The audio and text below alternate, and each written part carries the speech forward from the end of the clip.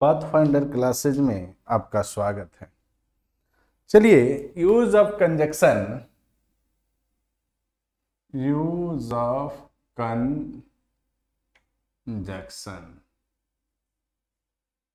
का पार्ट 4 और संभवतः अंतिम वीडियो होगा। ये आपके लिए है आज। जय गो हो, अंतिम वीडियो होगा। और इतना जितना मैं पढ़ा दिया हूँ इसको आप अगर देख लेते हैं तो मेरा 12 के बच्चों, आप एक समझ लीजिए कि आपका क्वेश्चन नहीं छूटने जा रहा है। चलिए, आज मैं फिर ले रहा हूँ दो कंजक्शन को। एक को ले रहा हूँ बट को और दूसरे को ले रहा हूँ एट को। तो सबसे पहले हम लोग बट को पढ़ेंगे, लेकिन होता ही है ना। कहेंगे जब यह कंजक्शन का कार्य करता है, जब यह कंजक्शन का कार्य करता है तो विरोधाभास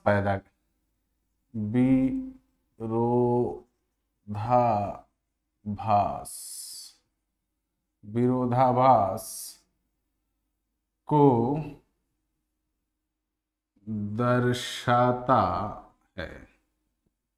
यानी जब विरोधाभास हो दो चीज में, तब हम लोग बट का प्रयोग करते हैं। लेकिन ध्यान रखना है कि यह विरोधाभास किस में होना चाहिए।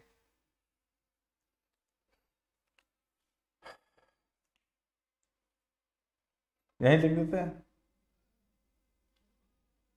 ध्यान रहे कि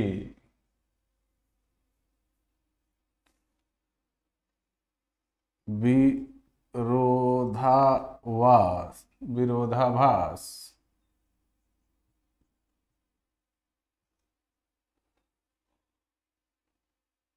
नाउन,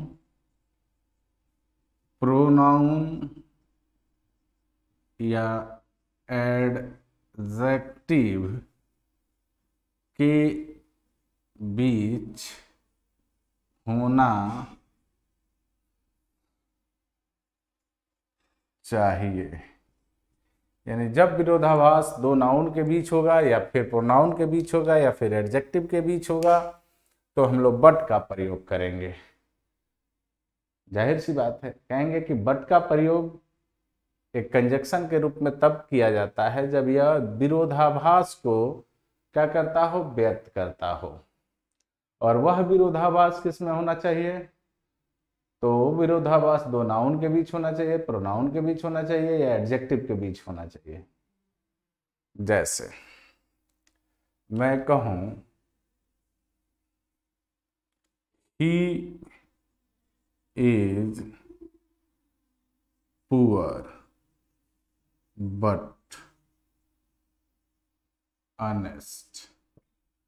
देखिए, ये एडजेक्टिव और ये एडजेक्टिव, और ये मैं करा he is poor but honest. वह गरीब है लेकिन ईमानदार है,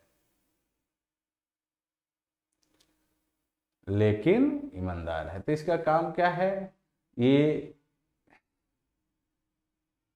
विरोधाभास आपने देखा, दो एडजेक्टिव के बीच विरोधाभास जब हुआ तो इसने किसको लगा दिया? तो लगा दिया बट को। क्लियर है? आगे बढ़ते हैं और अगला जो एट है इसको देखते हैं। आइए,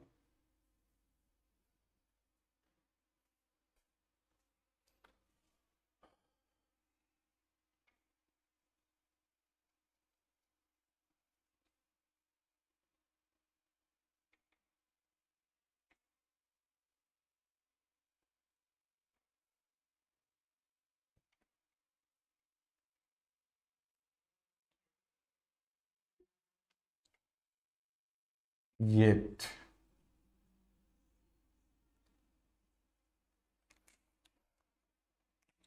कहेंगे कि जब यह कंजक्शन का कार्य करता है तो विरोधाभास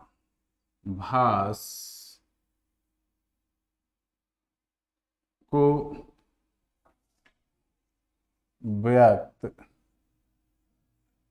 करता है। लेकिन ध्यान रहे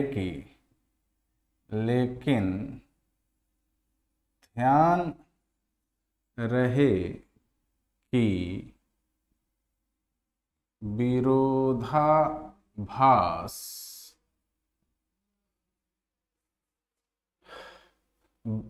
दो वर्ब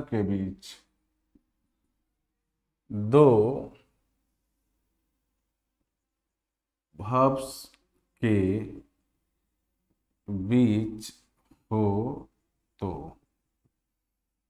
यानी दो वर्ब के बीच, दो क्रियाओं के बीच अगर विरोधाभास है तो यहां आप याद रखिए कि एट लगाइएगा। यहां क्या लगाते हैं? एट लगाते हैं। जैसे he labored hard,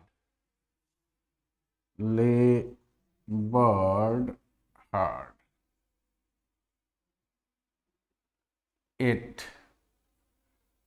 उसने कड़ी परिश्रम किया फिर भी फेल हो गया, फेल्ड। वर्ब दो वर्ब के बीच जब विरोधाभास हुआ तो एट आया बट नहीं आया, इस बात को ध्यान रखेंगे। और एक चीज और है कि ये एट निगेटिव सेंस देता है, ये भी याद रखेंगे। चलिए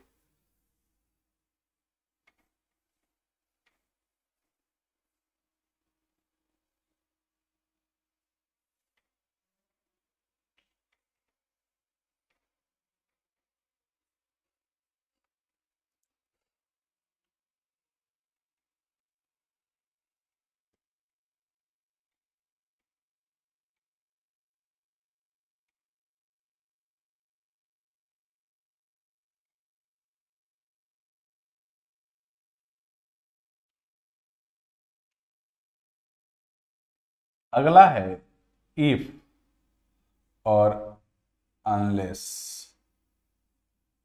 दो कंजक्शन और ले रहे हैं, एक ले रहे हैं इफ और एक ले रहे हैं अनलेस। ठीक है, इफ जब यह कंजक्शन का कार्य करता है तो इसका शाब्दिक अर्थ यदि होता है, जब ये कंजक्शन का काम करता है तो इसका शाब्दिक अर्थ क्या होता है? यदि होता है। और ये करता क्या है? कंडीशनल सेंटेंस में आता है। जैसे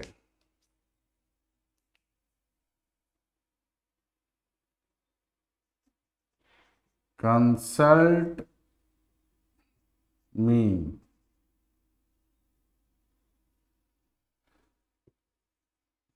if you consult me if you feel trouble, यानी तुम अगर ट्रबल महसूस कर रहे हो तो कंडीशन है क्या करो, कंसल्ट करो मुझसे। क्या करो, कंसल्ट करो। बात समझ गए। तो यहाँ आपने देखा कि एक कंडीशनल सेंटेंस यानी शर्तवाचक वाक्य में आता है। ठीक है, चलिए अब है अनलेस। देखिए इसका होता है हिंदी यदि नहीं। पहले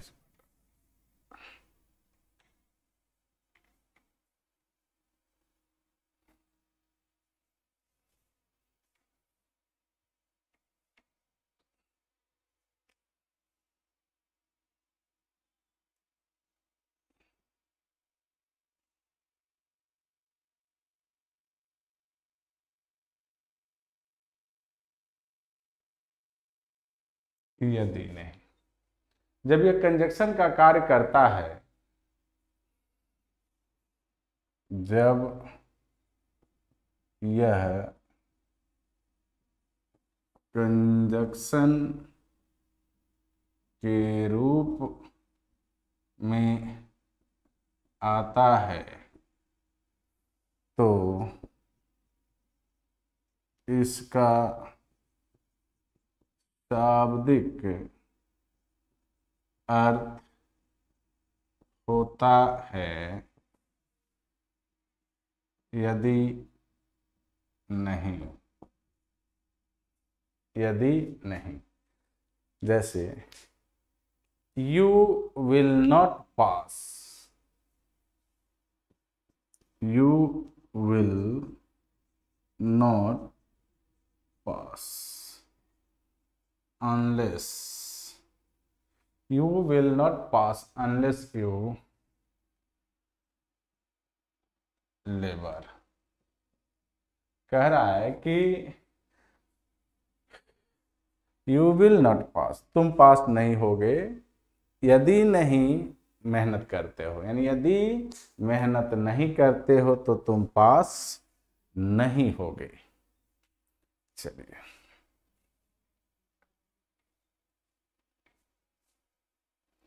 और ये अंतिम वीडियो है और अंतिम कंजक्शन आपको मैं बताने जा रहा हूं जो आपसे पूछेगा। Not only dot dot dot but also, but also।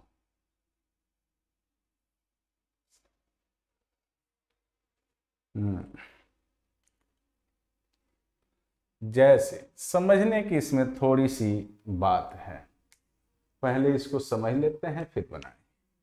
ये क्या करता है कि दो सेंटेंस को जोड़ता है, मैंने दो शब्दों को जोड़ेगा, दो सेंटेंस को भी जोड़ सकता है।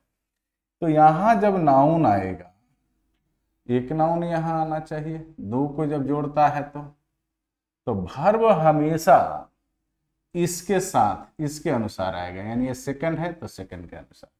तो यहां लिख लेंगे कि not only dot dot but also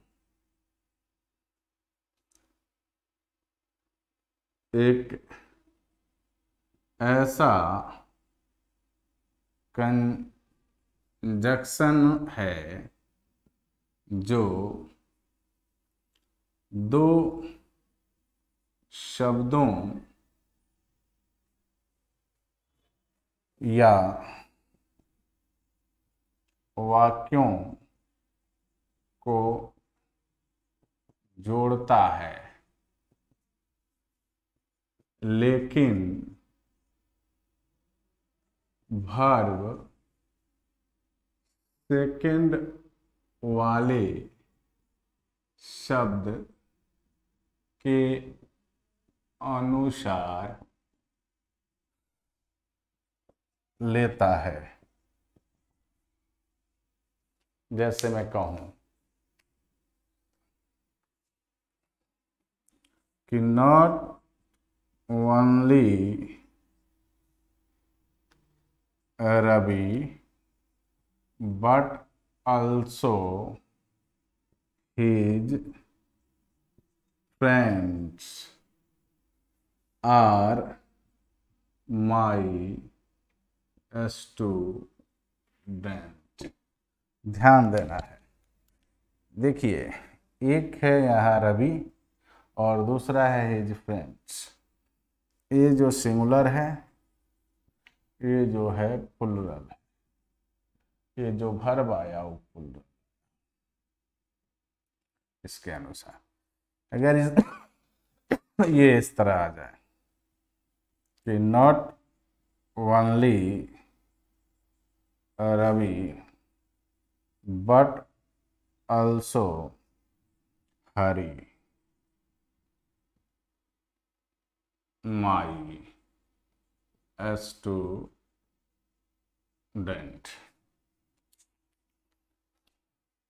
ठीक है, ये तो स्टूडेंट्स होगा। और यहाँ दे दे इज आर वर।